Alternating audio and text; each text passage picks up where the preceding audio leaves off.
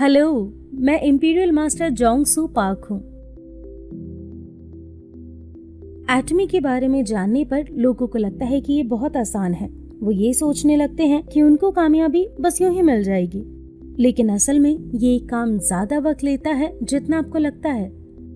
तो ये बिजनेस बिल्कुल एक मैराथन की तरह है। मेरे ख्याल से ये एक ऐसा बिजनेस है जहाँ कंज्यूमर बनाते हैं। ये एक डिस्ट्रीब्यूशन बिजनेस है और आखिर में हमें सेल्स कंज्यूमर के थ्रू बनाने हैं। कंज्यूमर को बनाने का प्रोसेस असल में बहुत वक्त लेता है।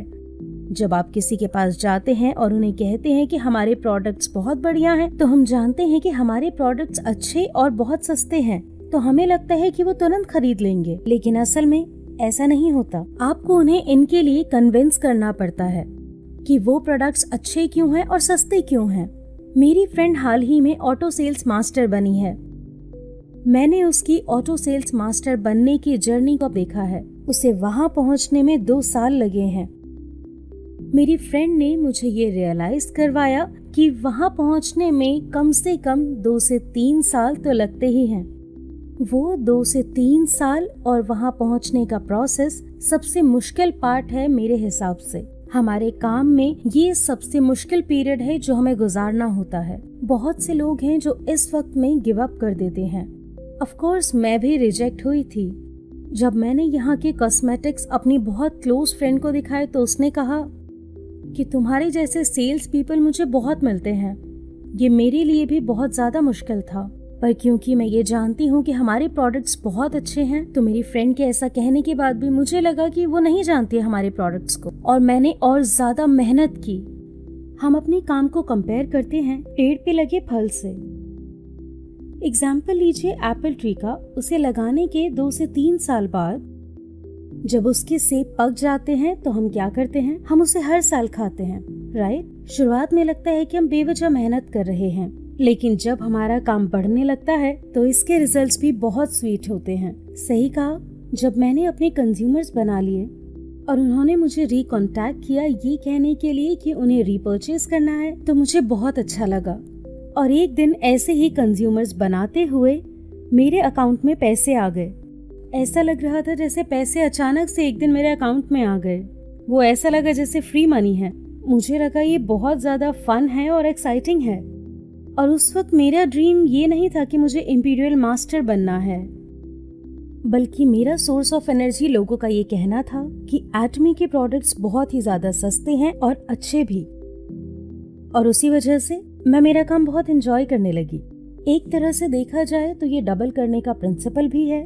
कुछ लोगों को लगता है कि वो सेल्स अपने आप ही खुद ब खुद कर सकते हैं, कंज्यूमर्स को प्रॉपरली बनाए बिना ही। बहुत से केसेस है जहां ऐसे मास्टरशिप हासिल होती है, लेकिन मास्टरशिप अचीव करने के बाद उन्हें बहुत दिक्कतें आती हैं। अगर वो मास्टरशिप अचीव करते हैं बिना कंज्यूमर्स के तो मनी फ्लो होगा ही नहीं, क्योंकि कंज्यूमर्स रीपर्चेज नहीं कर रहे हैं।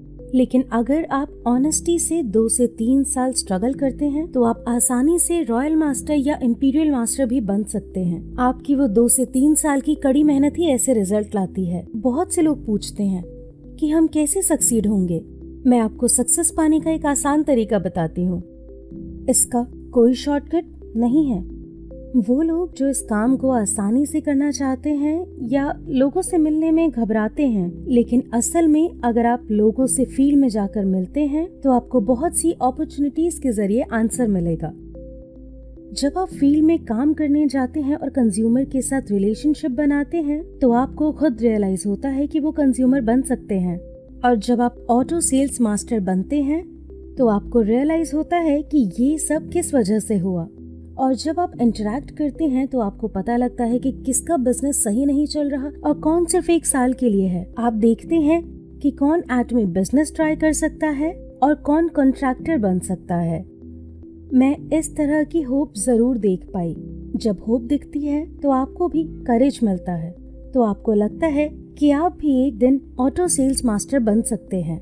आपको इस तरीके का कॉन्फिडेंस मिलता है। तो इसलिए मैं आप सबसे कहूंगी कि आप बाहर निकलिए और फील्ड में जाकर काम कीजिए।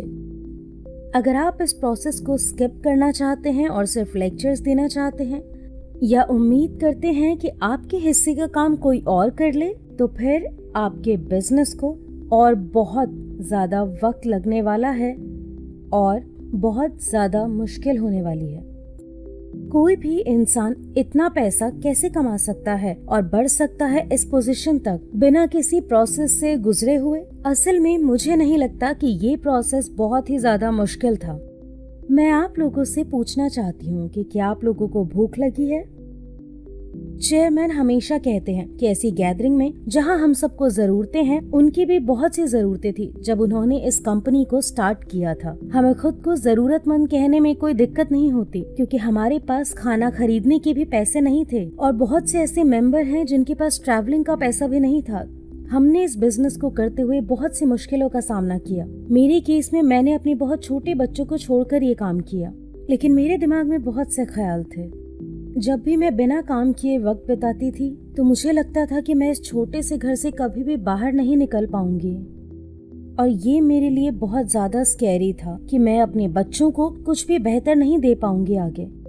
तो इन्हीं थॉट्स के साथ मेरे लिए ये बहुत मुश्किल था। मैंने अपने छोटे बच्चों को छोड़ा और ये बिजनेस किया। तो जब भी मैं उस वक्त के बारे में सोचती हूँ तो लगता है कि कितना मुश्किल था। आज ये कितना ही मुश्किल क्यों न लगे, लेकिन दिक्कतें तो हमेशा ही आती हैं, पास्ट और प्रेजेंट में भी। स्ट्रगल हमेशा मुश्किल होता है हर किसी के लिए। ये पूरी तरह डिपेंड करता है कि आप कैसे खुद को तैयार करते हैं। हमारी कमाने की इच्छा की वजह से हम ये कर पाए और इस प्रोसेस से ओवरकम किया हमने, जब हमारे पास पैसा नहीं था, ना ही ट्रैवलिंग का और ना ही खाने का। और इसी तरह से हम इस प्रोसेस से ओवरकम कर पाए और इतना अचीव कर पाए। और यही वजह थी कि हम ये काम क्यों करना चाहते हैं। अपनी फैमिली के लिए, अपने बच्चों के लिए उन्हें सब कुछ देने की इच्छा ने ही हमें ये सक्सेस दिलाई। अगर आप अपने गोल्स और सक्सेस को डिसाइड कर लें और अगर आप इस पर विश्वास कर लें और इसकी प्रैक्टिस करें, तो मुझे पूरा विश्वास है कि आपको वो हैप्पीनेस जरूर मिलेगी।